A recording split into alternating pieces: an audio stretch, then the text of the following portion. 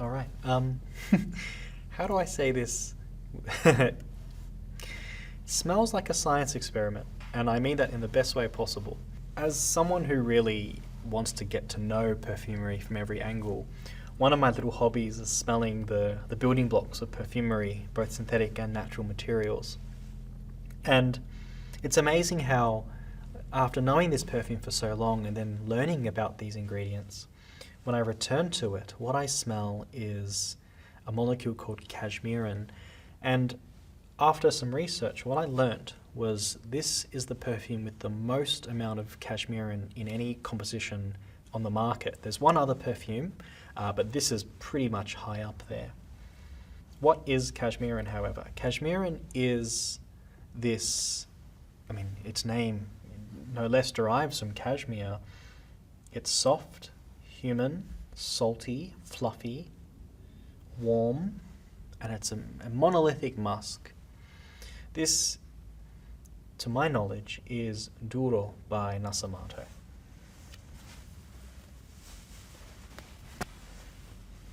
Is that Duro? I hope it is. Duro, yes. So Duro means hard in Italian, and I'll get back to that in a minute. But I think what's great is this is what I call a monolithic perfume. It's a huge structure of 25% cashmeran. And amongst that, there's a touch of fruitiness, but nothing in particular. There's cedar and sandalwood, those sort of woody molecules that perfumer Gualtieri loves. But really, it's just a study of the note, and it's a really good study. We learned that when we overdose ingredients, we get organoleptic effects that we don't usually get, and that's what makes Duro so important. It's a joke. The idea of hardness is quite the opposite here. This was inspired by masculine virility, but ultimately, it's a human smell, but really quite a soft one. When you wear this, it's like a cloud, but an angular cloud, if that makes sense. It has pointiness, and it has movement and direction, but it doesn't change too much. It's actually a really well-composed single block of scent that moves through time, but doesn't change too much, and that's part of its aesthetic effect.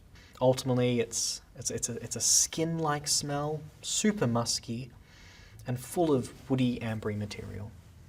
I'm just imagining some massive sublime monument, those big Easter Island heads, but no.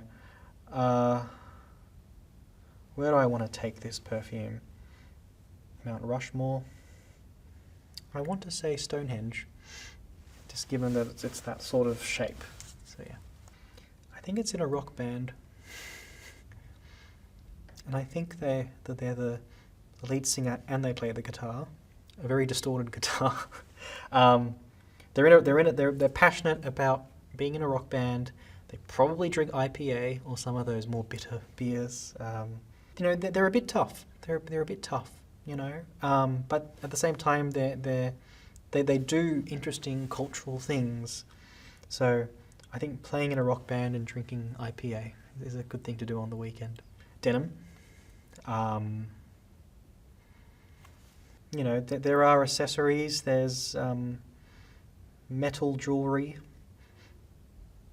piercings, but again, nothing, not for the sake of it, everything's intentional, everything's thought out, and it builds into their image of sort of hardness with a soft center.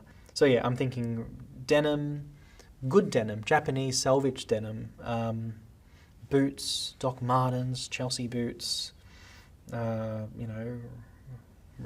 of those lace-up Red Wing boots made of good quality leather. That's the sort of person I imagine. Good question. I don't think the situation is pretentious or stuffy. I think it's a place where the menu is written on butcher paper and hung on the wall, or on a blackboard even. It changes. It's a short menu. Nothing silly, no frills or thrills. But big flavour, big flavour. That's the sort of restaurant I'd imagine. To my mind, I get grey, like a brushed gunmetal grey. Cashmerean is a long-lasting molecule, and here it's in overdose. So longevity is very high for this one. I'd say an 8.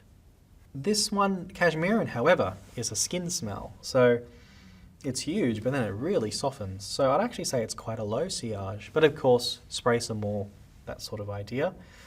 I'd give this sillage-wise maybe a 5 or a 6. I'll say it again and again. I think understanding that the small format holds really concentrated perfumery. This is a perfume you have 1 or 2 spritzes of, and you're good to go. So decent value for money. I'd say a 6 or a 7. It's funny because although the Cashmerean note I've always taken to be quite androgynous, the way that the perfumer tilts it ever so slightly gives it a masculine quality. So I say this is quite a masculine perfume.